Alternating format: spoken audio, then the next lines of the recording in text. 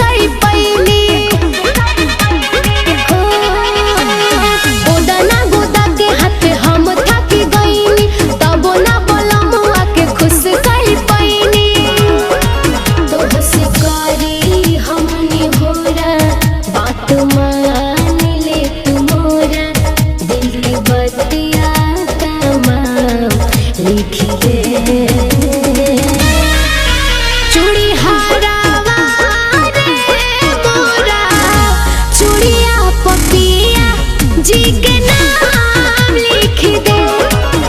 चूड़ी हारवा रे मोरा चूड़िया पपिया जी के नाम लिख दे।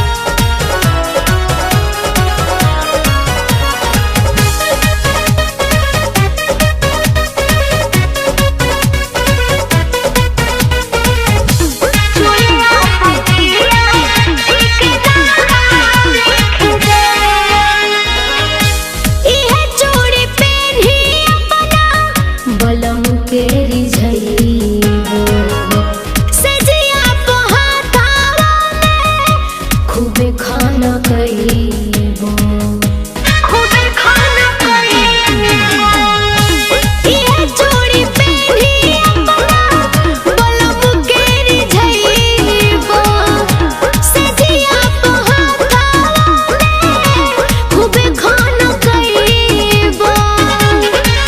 देख मोरा फसाना सैया हो जाई है दीवाना कब से कहीं